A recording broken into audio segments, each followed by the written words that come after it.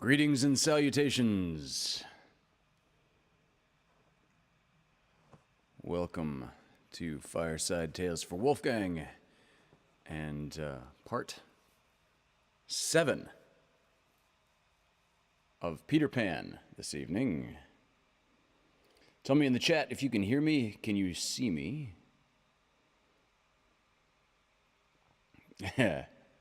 Emily, I conversed with Senor Roque, and as you can see, and hopefully as well as you can hear, got it all worked out. Okay, good. Hear and see you. Well, Kathy B, as long as you can get it on one device, that means we're okay over here. So, Emily Thatcher. Are people like that are first just like writing later ordinal numbers? Like is the first person like was Emily first and just writing sixth now? Is that the gag? Hello, Dari. Hello, Melissa Catano. Christina Darling. Angelica Bolschweiler. Hey, Nick Davila. Melissa Catano. Anna. My mom, Pam, is here.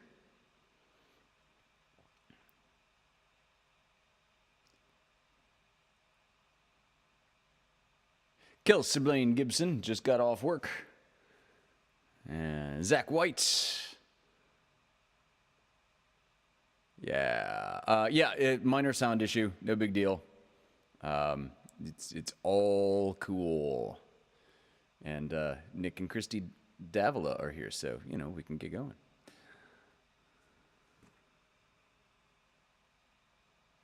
Hello, Susan. Hello, Susan Kuhn. Rue Sanchez. Hi. Hedge.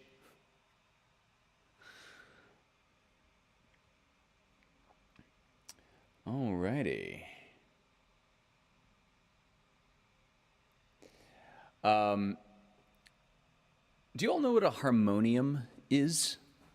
It's this funny little reed-based instrument. It sounds kind of like, it sounds something like an accordion, but not exactly. I bring that up because that was the name of a book of poetry by Wallace Stevens, and we've read some Wallace Stevens before on this show.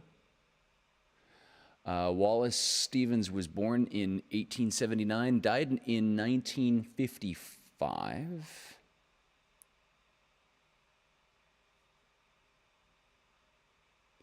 And in 1923, Wallace Stevens put out his first book of poetry called Harmonium, and it's the only one that's currently in public domain. Most of Harmonium's poems were published between 1914 and 1923 in various magazines, and then published as a collection in 1923, bringing us up to date. So this poem is called The Wind Shifts, from the book Harmonium, published in 1923 by Wallace Stevens. The wind shifts. This is how the wind shifts, like the thoughts of an old human who still thinks eagerly and despairingly. The wind shifts like this, like a human without illusions, who still feels irrational things within her. The wind shifts like this, like humans approaching proudly, like humans approaching angrily. This is how the wind shifts, like a human, heavy and heavy, who does not care.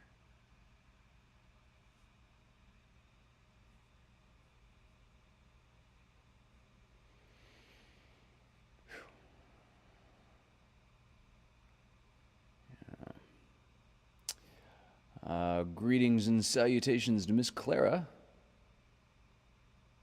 Thank you for joining us.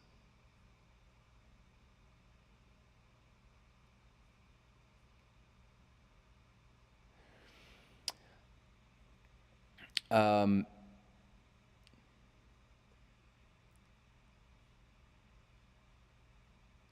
right. This poem is Life is Motion by Wallace Stevens. In Oklahoma, Bonnie and Josie, dressed in calico, danced around a stump. They cried, "Ho-ya, ho-ah, wah!" celebrating the marriage of flesh and air.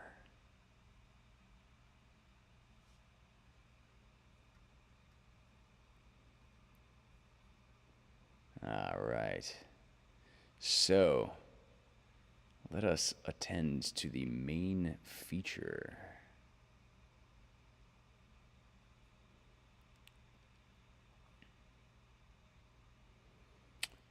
First, of course, we shall recap what has happened thus far.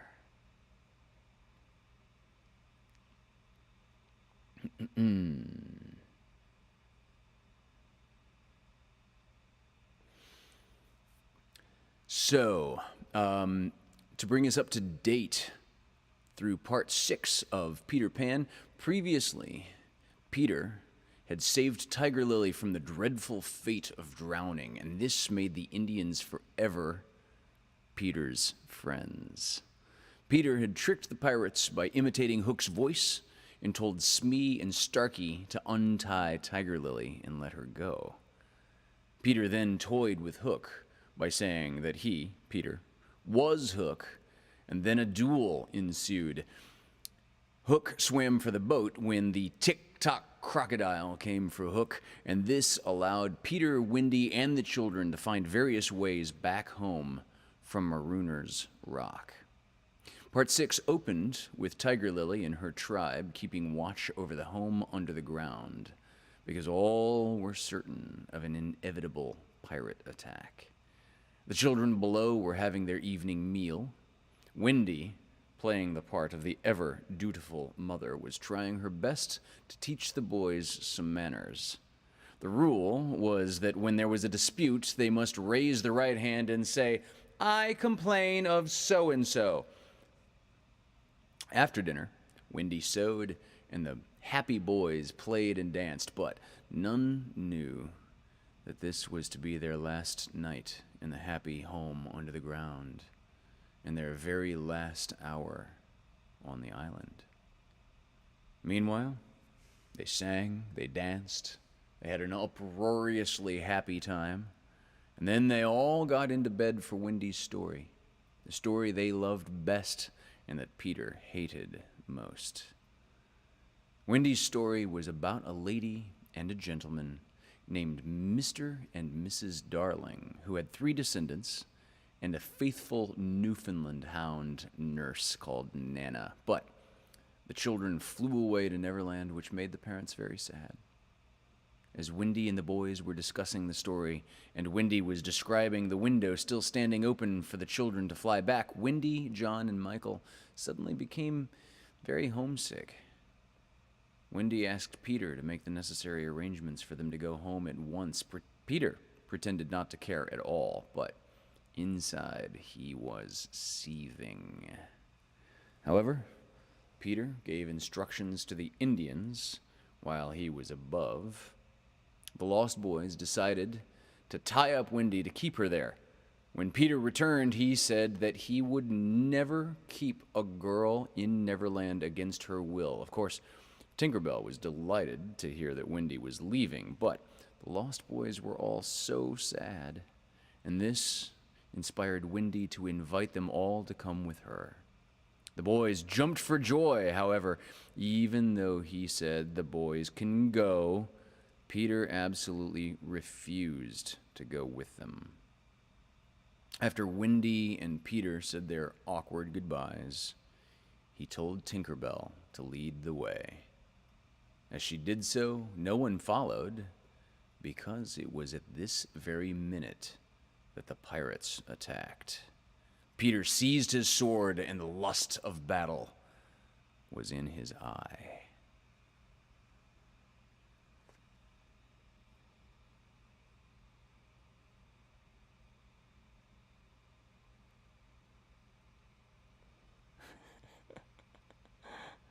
I complain of Christina. I complain of Dari. I could just hear him.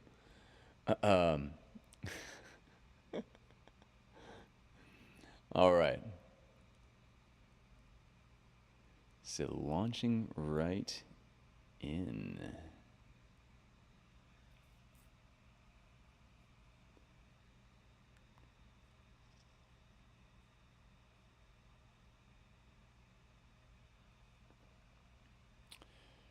This is Fireside Tales for Wolfgang, from the book by James M. Barrie, Part 7 of Peter Pan. Chapter 7, The Children Are Carried Off. The pirate attack had been a complete surprise. All the unwritten laws of warfare go like this. It is always the Indian who attacks first, and he does it just before the dawn. That this was the usual procedure was so well known to Hook, so that in disregarding it, he cannot be excused on the plea of ignorance. The Piccalillis, on their part, trusted implicitly and wrongly to Hook's honor. With that alertness of the senses, they knew that the pirates were on the island from the moment one of them trod on a dry stick. The brave Indians were found by the treacherous Hook. Around the brave Tiger Lily were a dozen of her stoutest warriors, and they suddenly saw the deceitful pirates bearing down upon them. Fell from their eyes then the film through which they had looked at victory. For them, the happy hunting grounds was now. They seized their weapons, and the air was torn with the war cry, but it was now too late. Ultimately, the tomahawk of the terrible and brave Panther cut a way through the pirates with Tiger Lily and a small remnant of the tribe. It was not the Indians Hook had come out to destroy. They were but the bees to be smoked so that he could get at the honey. It was Pan he wanted. Pan and Windy and their band, but chiefly Pan. Peter was such a small boy that one tends to wonder at the Hook's hatred of him. True, he had flung Hook's arm to the crocodile, but even this hardly accounts for his relentless hatred. The truth is that there was something about Peter which goaded the pirate captain to frenzy. It was not Peter Pan's courage. It was not his engaging appearance. We know quite well what it was. It was Peter's cockiness. The question now was how to get down the trees, or how to get his men down. Hook ran his greedy eyes over them, searching for the thinnest ones. The men wriggled uncomfortably, for they knew Hook would not hesitate to ram them down with poles if need be. In the meantime, what of the boys? The pandemonium above had ceased almost as suddenly as it arose, but they know that in the passing, it has determined their fate. Which side had won? The pirates, listening avidly at the mouths of the trees, heard the question put by every boy, and alas, they also heard Peter's answer. If the Indians have won, he said, they will beat the tom-tom. It is always their sign of victory. Now, Smee had found the tom-tom and was at that moment sitting on it. You'll never hear the tom-tom again, he muttered, but inaudibly, of course, for strict silence had been enjoined. To his amazement, Hook signed him to beat the tom-tom, and slowly there came to Smee an understanding of the dreadful wickedness of the order. Never, probably, had this simple man admired Hook so much. Twice, Smee beat upon the instrument and then stopped to listen gleefully. "The tom-tom!" the miscreants heard Peter cry. "An Indian victory!" The doomed children answered with a cheer that was music to the treacherous pirates above, and almost immediately they repeated their goodbyes to Peter. This puzzled the pirates, but all their other feelings were swallowed by a base delight that the enemy were about to come up the trees. They smirked at each other and rubbed their hands. Rapidly and silently, Hook gave his orders.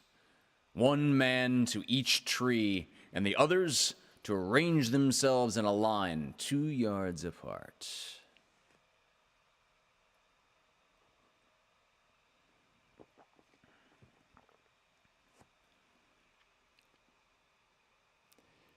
Chapter 8. Do you believe in fairies? The more quickly this horror is disposed of, the better. The first to emerge from his tree was Curly. He rose out of it into the arms of Cecco, who flung him to Smee, who flung him to Starkey, who flung him to Bill Jukes, who flung him to Noodler, and so he was tossed from one to another till he fell at the feet of the dark pirate. All the boys were plucked from their trees in this ruthless manner, and several of them were in the air at a time, like bales of goods flung from hand to hand. A different treatment was accorded to Windy, who came last. With ironical politeness, Hook raised his hat to her, and, offering her his arm, escorted her to the spot where the others were being gagged. He did it with such an air, he was so frightfully distinguished that she was too fascinated to cry out. She was only a little girl. Perhaps it is telltale to divulge this, but for a moment, Hook entranced her. And we tell on her only because her slip led to strange results. Had she haughtily unhanded him, and we should have loved to write that of her, she would have been hurled through the air like the others, and then Hook would probably not have been present at the tying of the children, and had he not been at the tying, he would not have discovered Slightly's secret. And without the secret, he could not presently have made his foul attempt on Peter's life. They were tied to prevent their flying away, doubled up with their knees close to their ears, and for the trussing of them, the dark pirate had cut a rope into 9 equal pieces. All went well until Slightly's turn came, when he was found to be like those irritating parcels that use up all the string in going around and leave no tags with which to tie a knot. In their rage, the pirates kicked him, just as you kick the parcel, though, in fairness, you should kick the string. And strange to say, it was Hook who told them to belay their violence. His lip was curled with malicious triumph, while his dogs were merely sweating because every time they tried to pack the unhappy lad tight in one part, he bulged out in another. Hook's mastermind had gone far beneath Slightly's surface, probing not for effects, but for causes. And his exultation showed that he had found them. Slightly, white to the gills, knew that Hook had guessed his secret, which was this, that no boy so blown out could use a tree wherein an average man would certainly stick. Poor Slightly, most wretched of all the children now, was in a panic about Peter and bitterly regretted what he had done. Madly addicted to the drinking of water when he was hot, he had swelled in consequence to his present girth, and instead of reducing himself to fit his tree, he had, unknown to the others, whittled his tree to make it fit him. Sufficient of this, Hook guessed to persuade him that Peter at last lay at his mercy, but no word of the dark design that now formed in the subterranean caverns of his mind crossed his lips. He merely signed that the captives were to be conveyed to the ship and that he would be alone. How to convey them?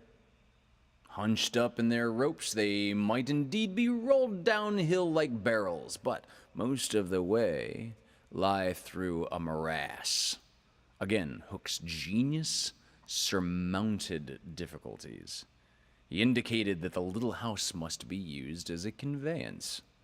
The children were flung into it. 4 stout pirates raised it on their shoulders. The others fell in behind, and singing the hateful pirate chorus, the strange procession set off through the wood. I don't know whether any of the children were crying. If so, the singing drowned the sound. But as the little house disappeared into the forest, a brave though tiny jet of smoke issued from its chimney as if defying Hook. Hook saw it, and it did Peter a bad service. It dried up any trickle of pity for him that may have remained in the pirate's infuriated breast. The first thing he did on finding himself alone in the fast-falling night was to tiptoe to Slightly's tree and make sure that it provided him with a passage. Then, for long, he remained brooding, his hat of ill omen on the sward, so that any gentle breeze which had arisen might play refreshingly through his hair. Dark as were his thoughts, his blue eyes were as soft as the periwinkle. Intently he listened for any sound from the underground home, but all was as silent below as above. The house under the ground seemed to be but one more empty tenement in the void. Was that boy asleep? Or did he stand waiting at the foot of Slightly's tree with his dagger in hand? There was no way of knowing, save by going down. Hook let his cloak slip softly to the ground, and then, biting his lips till the blood stood on them, he stepped into the tree. He was a brave man, but for a moment he had to stop there and wipe his brow, which was dripping like a candle. Then, silently, he let himself go into the unknown. He arrived unmolested at the foot of the shaft and stood still again, biting at his breath, which had almost left him. As his eyes became accustomed to the dim light, various objects in the home under the trees took shape, but the only one on which his greedy gaze rested, long sought for and found at last, was the great bed. On the bed lay Peter, fast asleep. Unaware of the tragedy being enacted above, Peter had continued for a little time after the children had left to play gaily on his pipes. No doubt rather a forlorn attempt to prove to himself that he did not care. Then he decided not to take his medicine so as to grieve Windy. Then he lay down on the bed outside the coverlet to vex her still more, for she had always tucked them inside it, because you never know that you may not grow chilly at the turn of the night. Then he nearly cried. But it struck him how indignant she would be if he laughed instead. So he laughed a haughty laugh and fell asleep in the middle of it. Sometimes, though not often, he had dreams, and they were more painful than the dreams of other boys. For hours, He could not be separated from these dreams, though he wailed piteously in them. They had to do, I think, with the riddle of his existence. At such times it had been Wendy's custom to take him out of bed and sit with him on her lap, soothing him in dear ways of her own invention, and when he grew calmer, to put him back to bed before he quite woke up, so that he should not know of the indignity to which she had subjected him. But on this occasion, he had fallen at once into a dreamless sleep. One arm dropped over the edge of the bed, one leg was arched, and the unfinished part of his laugh was stranded on his mouth, which was open, showing the little pearls. Thus defenseless, Hook found him. He stood silent at the foot of the tree, looking across the chamber at his enemy. Did no feeling of compassion disturb his somber breast? The man was not wholly evil. He loved flowers, I've been told, and sweet music. He was himself no mean performer on the harpsichord. And, let it be frankly admitted, the idyllic nature of the scene stirred him profoundly. Mastered by his better self, he would have returned reluctantly up the tree, but for one thing. What stayed him was Peter's impertinent appearance as he slept. The open mouth, the drooping arm, the arched knee, they were such a personification of cockiness as, taken together, will never again, one may hope, be presented to eyes so sensitive to their offensiveness. They steeled Hook's heart. If his rage had broken him into 100 pieces, every one of them would have disregarded the incident and lapped at the sleeper. Though a light from the one lamp shone dimly on the bed, Hook stood in darkness himself. At the first stealthy step forward, he recovered an obstacle, the door of Slightly's tree. It did not entirely fill the aperture, and he had been looking over it. Feeling for the catch, he found to his fury that it was low down beyond his reach. To his disordered brain, it seemed then that the irritating quality in Peter's face and figure visibly increased, and he rattled the door and flung himself against it. Was his enemy to escape him after all? But what was that? The red in his eye had caught sight of Peter's medicine standing on a ledge within easy reach.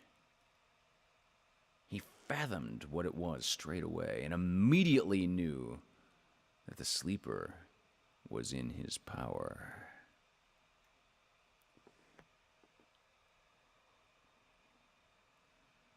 Lest he should be taken alive, Hook always carried about his person a dreadful drug, blended by himself of all the death-dealing rings that had come into his possession. These he had boiled down into a yellow liquid, quite unknown to science, which was probably the most virulent poison in existence. 5 drops of this he now added to Peter's cup. His hand shook, but it was in exultation rather than in shame. As he did it, he avoided glancing at the sleeper, but not lest pity should unnerve him, merely to avoid spilling. Then one long, gloating look he cast upon his victim, and, turning, wormed his way with difficulty up the tree. As he emerged at the top, He looked the very spirit of evil breaking from its hole.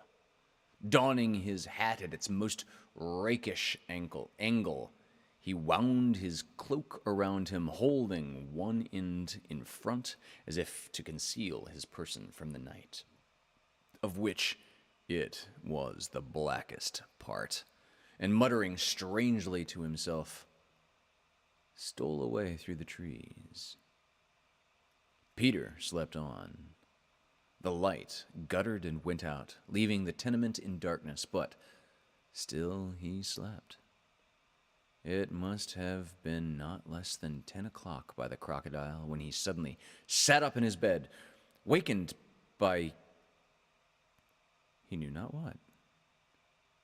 It was a soft, cautious tapping on the door of his tree. Soft and cautious, but in that stillness, it was sinister.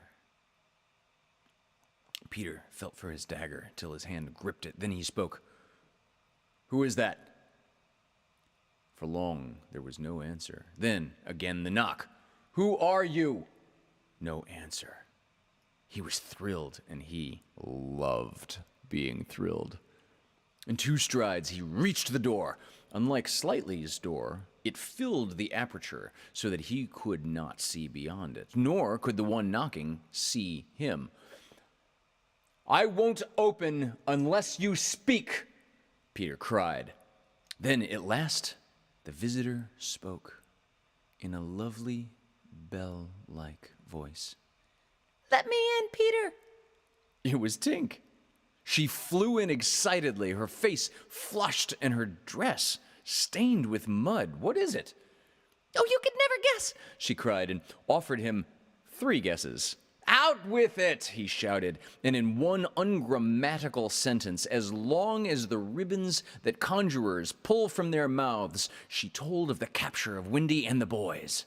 Peter's heart bobbed up and down as he listened. Wendy bound and on the pirate ship. She who loved everything to be just so. "I'll rescue her," he cried, leaping at his weapons. As he leapt, he thought of something he could do to please her. He could take his medicine. His hand closed on the fatal draft. "No!" shrieked Tinker Bell, who had heard Hook mutter about his deed as he sped through the forest. "Why not?" "It is poisoned." "Poisoned? Who could have poisoned it?" "Hook." "Don't be silly. How could Hook have gotten down here?" Alas, Tinker Bell could not explain this, for even she did not know the dark secret of Slightly's tree. Nevertheless, Hook's words had left no room for doubt. The cup was poisoned. "Besides," said Peter, quite believing in himself, "I never fell asleep." He raised the cup. No time for words now. Time for deeds. And with one of her lightning movements, Tink got between his lips and the draft and drained it to the dregs. "Why, Tink! How dare you drink my medicine?" But she did not answer. Already, she was reeling in the air.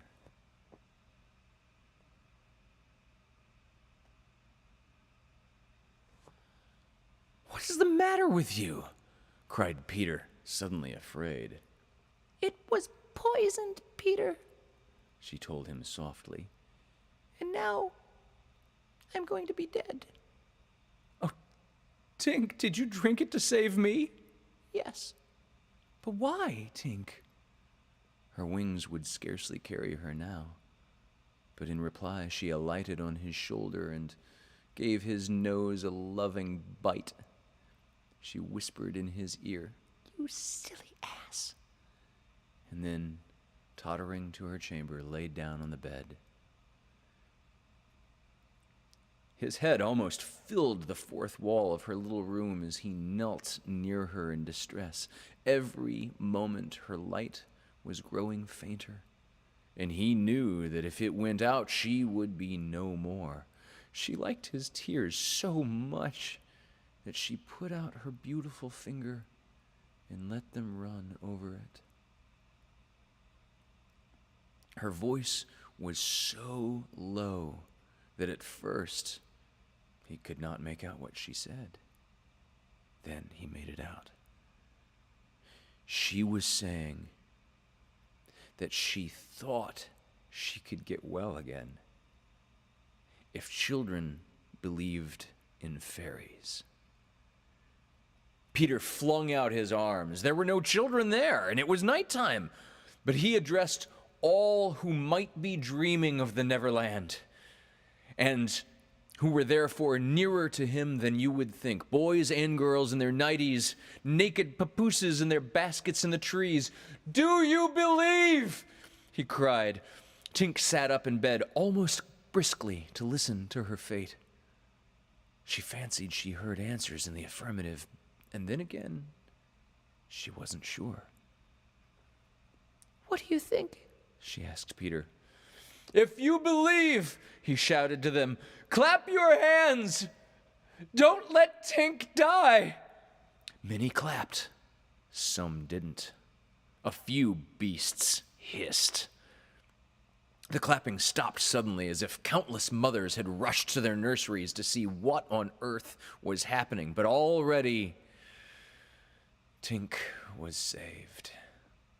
First her voice grew strong, then she popped out of bed, then she was flashing through the room, more merry and impudent than ever. She never thought of thanking those who believed, but she would have liked to get at the ones who hissed.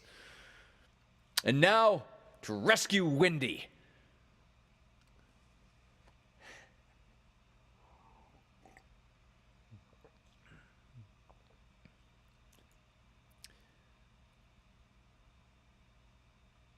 The moon was riding in a cloudy heaven when Peter rose from his tree, begirt with weapons and wearing little else, to set upon his perilous quest. It was not such a night as he would have chosen. He had hoped to fly, keeping not far from the ground, so that nothing unwanted should escape his eyes. But in that fitful light, to have flown low would have meant trailing his shadow through the trees, thus disturbing birds and acquainting a watchful foe that he was astir. There was no other course but to press forward in Indian fashion, at which, happily, he was an adept. But in what direction? For he could not be sure that the children had been taken to the ship. A light fall of snow had obliterated all footmarks, and a deathly silence pervaded the island, as if for a space nature stood still in horror of the recent carnage. He had taught the children something of the forest lore that he had himself learned from Tiger Lily and Tinkerbell, and knew that in their dire hour they were not likely to forget it. Slightly, if he had an opportunity, would blaze the trees, for instance. Curly would drop seeds, and Wendy would leave her handkerchief at some important place. The morning was needed to search for such guidance, and he could not wait. The upper world had called him, but would give no help. The crocodile passed him, but not another living thing, not a sound, not a movement. And yet he knew well that sudden death might be at the next tree, or stalking him from behind. He swore this terrible oath: "Hook or me this time." Now he crawled forward like a snake, and again erect, he darted across a space on which the moonlight played, one finger on his lip and his dagger at the ready. He was frightfully happy.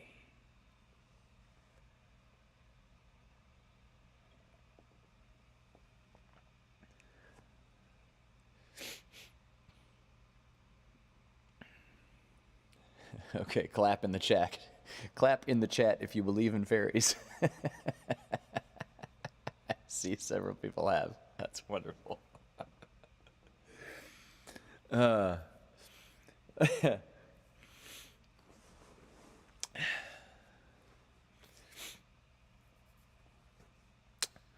Going on.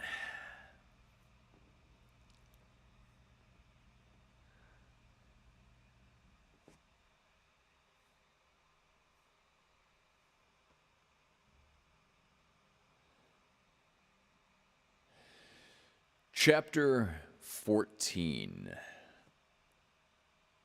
The Pirate Ship.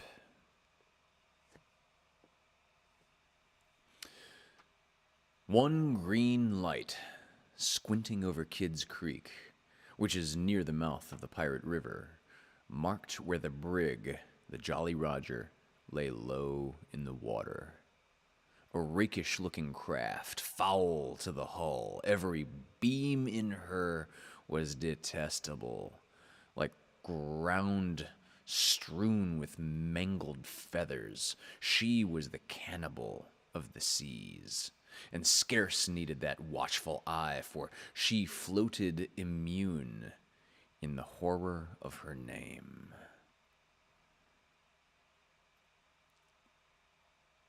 She was wrapped in the blanket of night, through which no sound from her could have reached the shore. There was little sound, and none agreeable, save the whir of the ship's sewing machine, at which Smee sat, ever industrious and obliging, the essence of the commonplace, pathetic Smee. I know not why he was so infinitely pathetic, unless it were because he was so pathetically unaware of it. But even strong men had to turn hastily from looking at him, and more than once on summer evenings he had touched the fount of Hook's tears and made it flow. Of this, as of almost everything else, Smee was quite unconscious. A few of the pirates leant over the bulwarks, drinking in the miasma of the night. Others sprawled by barrels over games of dice and cards, and the exhausted four who had carried the little house lay prone on the deck, where even in their sleep they rolled skillfully to this side or that out of Hook's reach, lest he should claw them mechanically in passing. Hook trod the deck in thought. Oh, unfathomable man, it was his hour of triumph. Peter had been removed forever from his path, and all the other boys were in the brig, about to walk the plank. It was his grimmest deed since the days when he had brought barbecue to heel. But there was no elation in his gait, which kept pace with the action of his somber mind. Hook was profoundly dejected.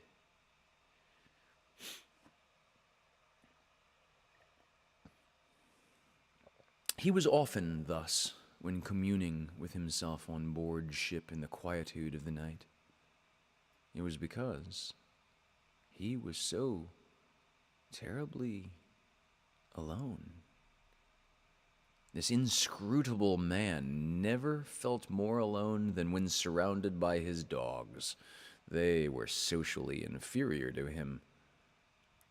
Hook was not his true name. To reveal who he really was would even at this date set the country in a blaze. But, as those who read between the lines must already have guessed, he had been at a famous public school, and its traditions still clung to him like garments, with which, indeed, they are largely concerned. Thus, it was offensive to him, even now, to board a ship in the same dress in which he grappled her, and he still adhered in his walk to the school's distinguished slouch. But, above all, he retained the passion for good form. Good form. However much he may have degenerated, he still knew that this is all that really matters. Far within him, he heard a creaking as of rusty portals, and through them came a stern tap, tap, tap, like hammering in the night when one cannot sleep. "Have you been good form today?" was their eternal question. Fame. Fame, that glittering bauble, it is mine, he cried. "Is it quite good form to be distinguished at anything?" The tap, tap from his school replied. "I am the only man whom barbecue feared," he urged, "and Flint feared barbecue." "Barbecue, Flint, what house?" came the cutting retort. Most disquieting reflection of all, was it not bad form to think about good form? His vitals were tortured by this problem. It was a claw within him, sharper than the iron one, and as it tore him, the perspiration dripped down his tallow countenance and streaked his doublet. Ofttimes he drew his sleeve across his face, but there was no damming of that trickle. Envy not Hook. There came to him a presentiment of his early dissolution. It was as if Peter's terrible oath had boarded the ship. Hook felt a gloomy desire to make his dying speech, lest presently there should be no time for it. "Better for Hook," he cried, "if he had had less ambition." It was in his darkest hours only that he referred to himself in the third person. "No little children to love me." Strange that he should think of this, which had never troubled him before. Perhaps the sewing machine brought it to his mind. For long he muttered to himself, staring at Smee, who was hemming placidly under the conviction that all children feared him. Feared him. Feared Smee. There was not a child on board the brig that night who did not already love him. He had said horrid things to them and hit them with the palm of his hand because he could not hit with his fist, but they had only clung to him the more. Michael had tried on his spectacles. To tell poor Smee that they thought him lovable, Hook itched to do it, but it seemed too brutal. Instead, he resolved this mystery in his mind. Why do they find Smee lovable? He pursued the problem like the sleuth hound that he was. If Smee was lovable, what was it that made him so? A terrible answer suddenly presented itself. Good form. Had the bosun good form without knowing it, which is the best form of all? With a cry of rage, he raised his iron hand over Smee's head, but he did not tear.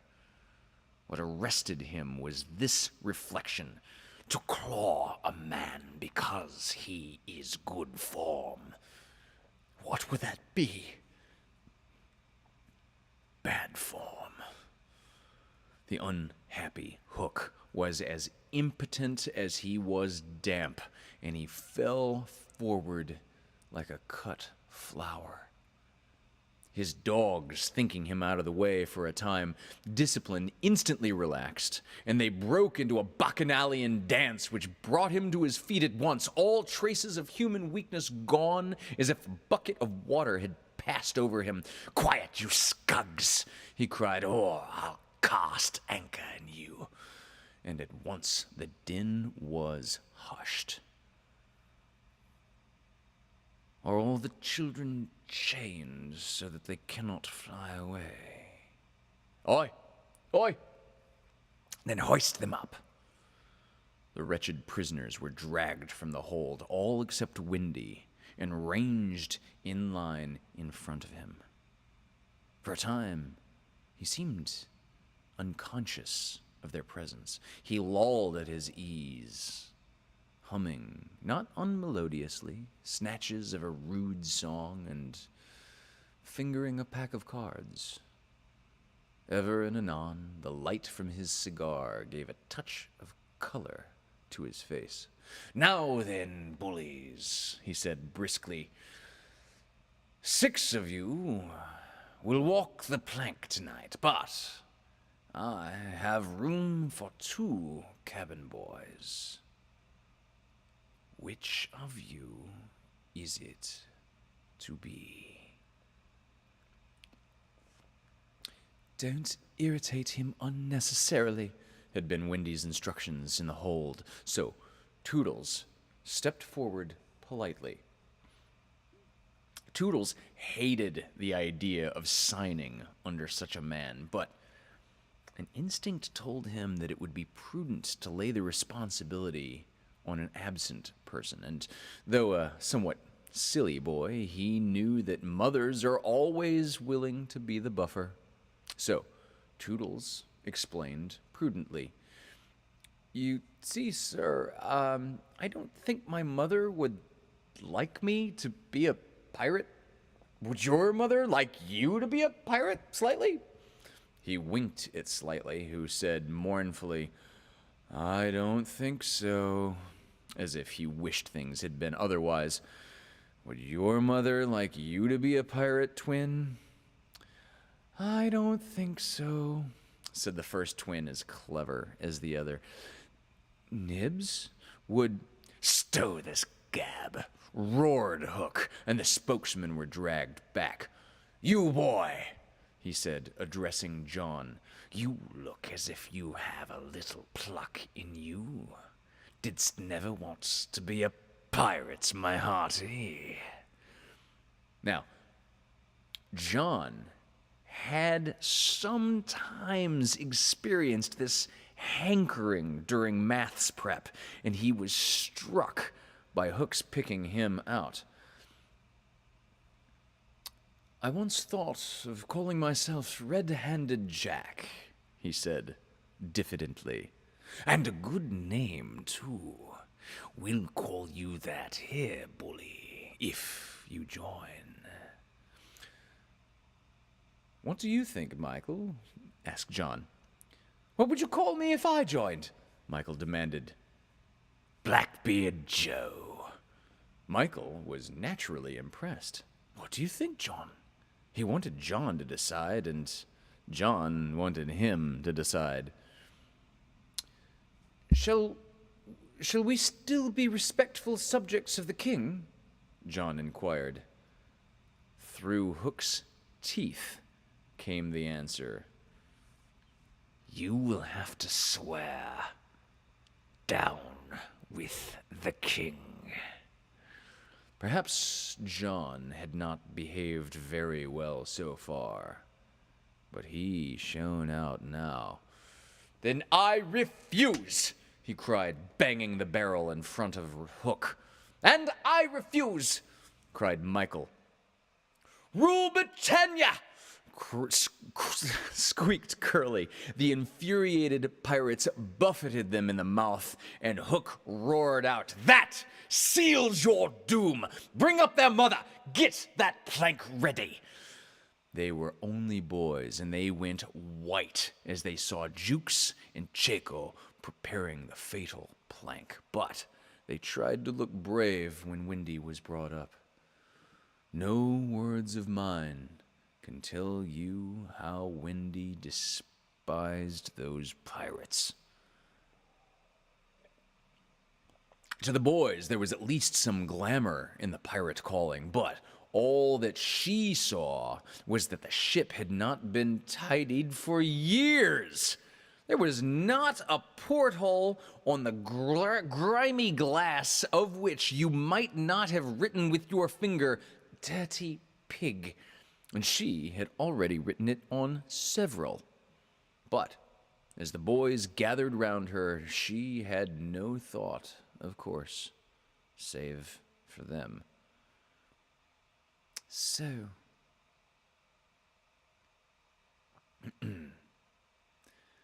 "So, my beauty," said Hook, as if he spoke in syrup, "you are to see your children walk the plank." Fine gentleman though he was, the intensity of his communings had soiled his ruff, and suddenly he knew she was gazing at it. With a hasty gesture, he tried to hide it, but he was too late. "Are they to die?" asked Wendy with a look of such frightful contempt that he nearly fainted. "They are," he snarled. "Silence all," he called gloatingly, "for a mother's last words to her children." At this moment, Wendy was grand. "These are my last words, dear boys," she said firmly. "I feel that I have a message to you from your real mothers. And it is this: we hope our sons will die like English gentlemen." Even the pirates were awed, and Toodles cried out hysterically, "I'm going to do what my mother hopes. What are you going to do, Nibs?" "What my mother hopes? What are you going to do, Twin?" "What my mother hopes. John, what are you—" But Hook had found his voice again. "Tie her up," he shouted. It was Smee who tied her to the mast. "See here, honey," he whispered. It was Smee who tied her to the mast, and then whispered to her, "See here, honey," he whispered. "I'll save you if you promise to be my mother." But not even for Smee would she make such a promise. "I would almost rather have no children at all," she said disdainfully. It is sad to know that not a boy was looking at her as Smee tied her to the mast. The eyes of all were on the plank, that last little walk they were about to take. They were no longer able to hope that they would walk it manfully, for the capacity to think had gone from them. They could only stare and shiver. Hook smiled on them with his teeth closed and took a step toward Wendy. His intention was to turn her face so that she should see the boys walking the plank one by one. But he never reached her. He never heard the cry of anguish he hoped to wring from her. He heard something else instead. It was the terrible tick-tick of the crocodile. They all heard it, pirates, boys, Wendy's, and immediately every head was turned in one direction, not to the water whence the sound proceeded, but toward Hook. All knew that what was about to happen concerned him alone, and that from being actors, they were suddenly become spectators. Very frightful was it to see the change that came over him. It was as if he had been clipped at every joint. He fell in a little heap. The sound came steadily nearer, and in advance of it came this ghastly thought: "The crocodile is about to board the ship. Even the iron claw hung inactive, as if knowing that it was no intrinsic part of what the attacking force wanted. Left so fearfully alone, any other man would have lain with his eyes shut where he fell, but the gigantic brain of Hook was still working, and under its guidance he crawled on the knees along the deck as far from the sound as he could go. The pirates respectfully cleared a passage for him, and it was only when he brought up against the bulwarks that he spoke. "Hide me!" he cried hoarsely. They gathered round him, all eyes averted from the thing that was coming aboard. They had no thought of fighting it. It was fate. Only when Hook was hidden from them did curiosity loosen the limbs of the boys so that they could rush to the ship's side to see the crocodile climbing it. Then they got the strangest surprise of the night of nights. For it was no crocodile that was coming to their aid. It was Peter. He signed to them not to give vent to any cry of admiration that might rouse suspicion. Then he went on ticking. End of part 7.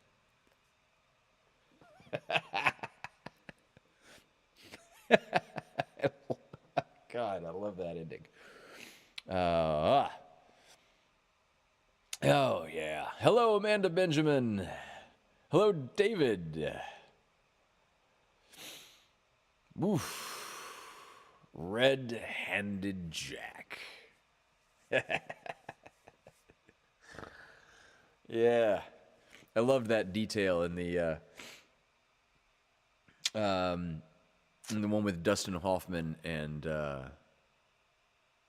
Robin Williams, where they were playing baseball to try to assimilate the boys, hearts and minds and all, and they called him Home Run Jack.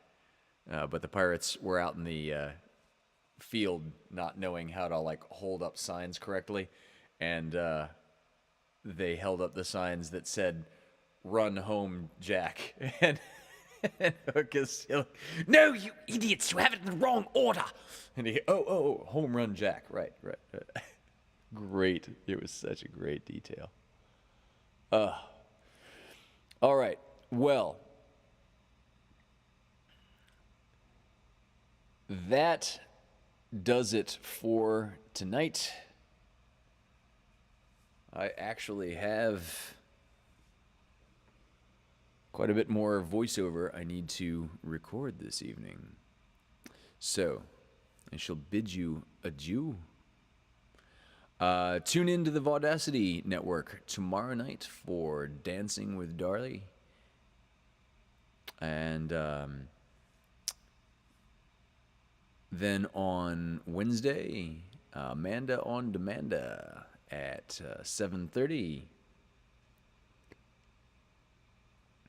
And of course, Lovecast number... Oh dear, what number is it coming up this week? Is it 111? 112? What? Oh, wow, what number is it?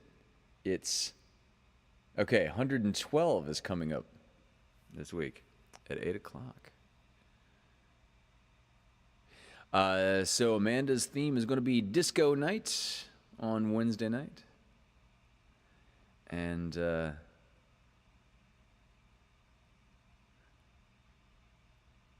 with that, I will say I love you all. Thank you for tuning in, and I bid you adieu.